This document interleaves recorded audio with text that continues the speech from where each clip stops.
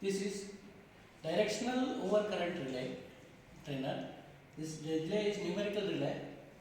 So for directional overcurrent, you have to understand what is the mean by directional overcurrent relay. So the directional overcurrent relay is such a relay which operates only in one direction, either forward, either reverse, not in both the directions. So it is having a very good utility in distribution grids. So the back current coming from the load side doesn't cannot be tripped. So it is having various utilities. So directional overcurrent relays works only in one direction. In other direction, it will not work. And how this can be understood by using this characteristic angle. See, in here, this is your current vector, this is your polarizing voltage vector. So, and this is your zero torque line vector. So, the relay will operate only in this zone, and in this zone, relay will not operate. Saying like that, if the direction of current is reversed, relay will not operate. The zone of operation is from here to here only. So, we have to understand about these two angles that are called angles on zero torque line. If the current is falling beyond these two angles, this angle and this angle, then the relay will not trip. If the angle is between here to here, the relay will trip. So, angle also plays an important part.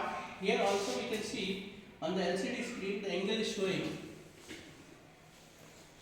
This is applied voltage, this is applied current.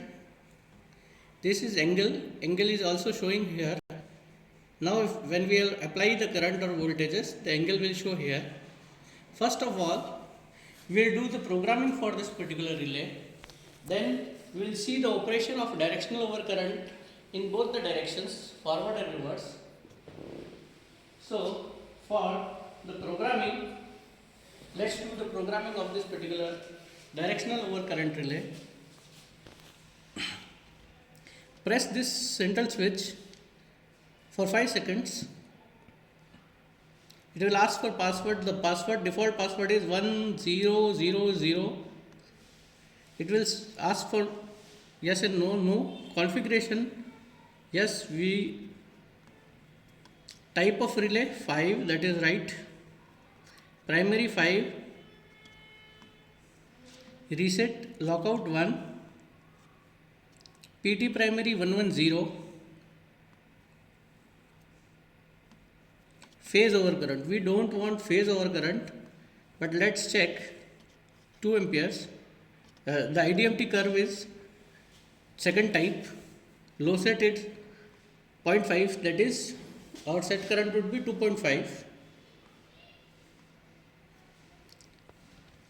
High set we don't require. Now here it asks for directional or non-directional. Yes, we want it directional. We want the directional operation of this particular relay. Now you can understand the set current is 2.5 and we have pointed it for directional. Now this is the forward angle. This angle is very crucial. So we have put it here 130, reverse angle 40 degree, trip contacts 1. Now front communication as we have done earlier, 9600 as baud rate, parity 0, device address 2. No rear communication and exit. Now the relay has been set.